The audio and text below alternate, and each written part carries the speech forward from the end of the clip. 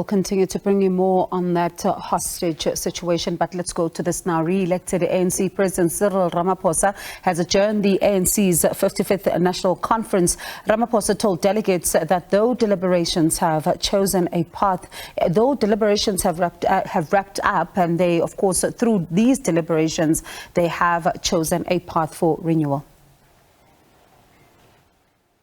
Conference, as it rises again on the 5th of January, will then be followed by the celebration of the 111th anniversary of the ANC on the 8th of January in Mangaung in the Free State in 2023. Comrades, this conference has in many ways proven to be a watershed moment in the life and the history of our movement. At this conference, through the discussions that we have held, both in plenary as well as in our commissions, the discussions have been robust, and at times they have been quite loud and noisy, but they have always sought to unite all of us. And through our deliberations at this conference, we have chosen the path of renewal to rebuild our movement and to restore the values that have been handed down the ages and the years by our forebears. And the path of principled unity is what we've also upheld in the finest traditions of the African National Congress. We came from different provinces, different branches, holding different views and indeed different mandates of who needs to be chosen to lead this organization. We also came with different proposals on the policies that should be pursued. But as always, we've ended up as a united organization, much to the surprise of those who don't wish us well. All right, let's stay with this particular subject. Of course, the SABC throughout the day carrying reactions of unions to the configuration of the ANC's top 7. Let's now check in with the South African Federation of Trade Unions, that is Saftu, General Secretary Zwelinzima Vavi, joining us live now. Thank you so much, Mr. Vavi, for your time. Do appreciate it. The ANC wrapping up its 55th National Conference. President Cyril Ramaphosa saying that the delegates have spoken, the ANC has spoken, they've chosen the leadership that they wanted to choose. What do you make of that particular conference and how things went? Well, as you know, Saftu is not forming part of an alliance with the ANC. We have chosen the path of being an independent federation. We were part of the alliance at some point, and some of us made a determination that the alliance between a ruling party that is led by the middle class and the bourgeoisie was never going to be in the interest of the working class and the poor. And we left. We were hauled out, we were dismissed, and we were shown the door. We are happy where we are. We're now happy that we can analyze all developments of society purely from our class perspective, without the disadvantage of guessing anybody's feelings that is in the government. Yes, we will work with the government, but we do so in a manner that is simply independent. And so when we look at the ANC conference, we look at the question, where is the interest of the workers? The interest of the workers is in the creation of decent jobs. The interest of any worker is in the creation of conditions in the economy that help us address the inequalities that have made us the most unequal society in the world. our interest is ensuring that the economic programs pursued by the government have a capacity to address the levels of poverty that the ANC president also acknowledged as being unacceptably very, very high. So when we look at those interests, we then look at what is that is coming from the conference of the ANC that will simply address the triple crisis that we inherited from apartheid that regrettably has simply deepened over the past 28 years of the ANC rule. And our view is that we have not heard anything from this conference where the leadership will at least not just acknowledge the extent of the crisis of poverty, unemployment, and inequality, but the leadership that will say the path that we have pursued for the past 28 years has simply failed us, have dismally failed the youth, have thrown the youth in the deep end, with 70.4% of them currently unemployed, with no future prospect, with an education system that is dysfunctional, that is sidelining at times 48% of them before they reach grade 12. And with our education system simply not even matching the standards of the next door countries in Swaziland, Botswana, Zimbabwe.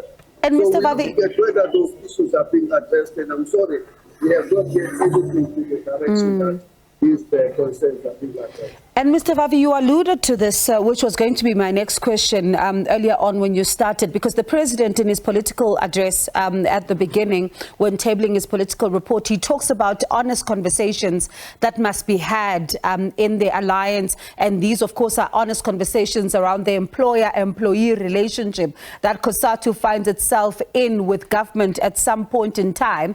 And he says that honest conversations must be had. But how honest can these conversations be as long as what they are talking about, which is a reconfiguration of the alliance, is simply still not in effect?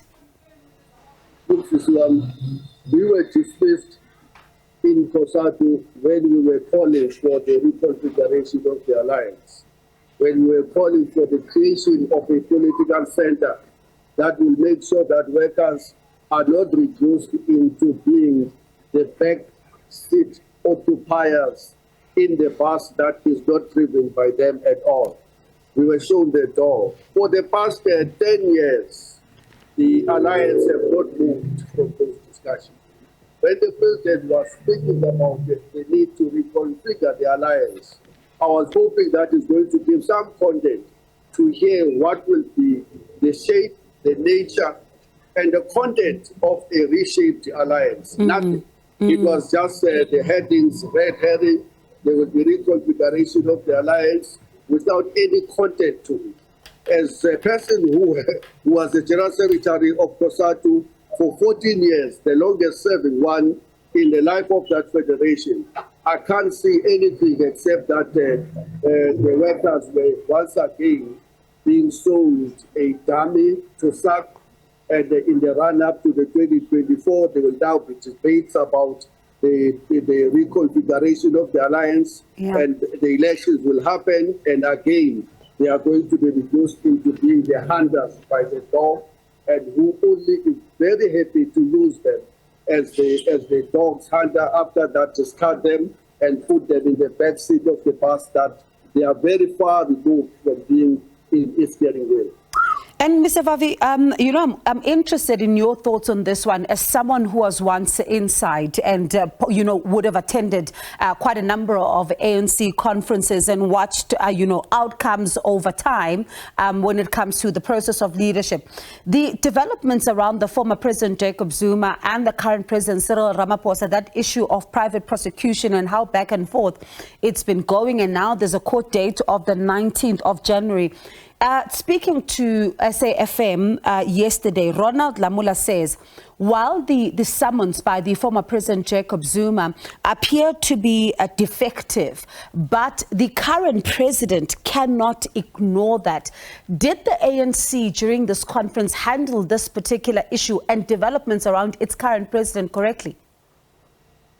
Well, as far as I'm concerned, the current spat between the former and the current president represent a new low, even in the low standards of the ANC itself. I've never heard of something like that. I mean, this represents a stagnation and of unbelievable levels. I can't, up to this point, appreciate why former president will take the route of wanting to go to the court and make a claim that the president have something to do with another case that the president have absolutely nothing to do with. Clearly, we're dealing with the dirty politics here that have no beginning, no end in terms of trying to unite that organization that is in tatters in terms of unity. This is a total mess as far as I'm concerned. Leave the whether this is effective, whether the president has a right. Let's talk about the politics. Where have you heard in the entire history of the ANC that the former president will take the serving president and to court over a matter involving some prosecutor in his case, which the president is not involved at all? Absolutely amazing. It talks to the unfortunate state of affairs in the politics of the ANC. I hear the president saying that great levels of unity. Oh, hold on. Surely the empty chairs that we are showing now in the screen talk to me about the levels of discontent, of disunity, and of the lack of common purpose between the leaders that have been elected into a collective and those that are going to be elected into the National Executive Committee. I'm amazed that further to that, this Congress simply dodged important matters that some of us would have been interested to hear the direction the ANC is taking on. For example, we were told that the National Executive Committee have deferred the whole issue of the Integrity Commission report on Pala to this National Congress. Sidelined. And you know what is also being sidelined?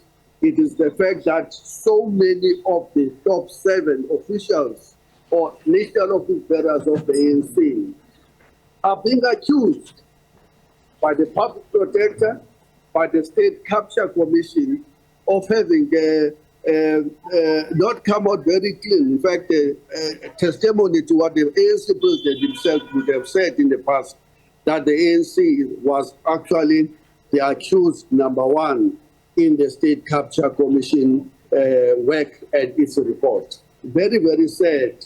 Very, very sad for any South African who expect the politics of honesty to a movement that was so revered as the movement of Nelson Mandela, Oliver Tambo, Chief Albert Lutuli, and all of that. And one wonders then, where does that place this process of renewal that the president of the ANC keeps on talking about, and says that they are now working hard towards that particular renewal and achieving this unity. But let me thank you for your time, Mr. Vavi. Do appreciate it. That is Zwelinzima Vavi, Saftu's General Secretary, as of course we are looking back at the ANC's National Conference, the 55th one, which has now wrapped up.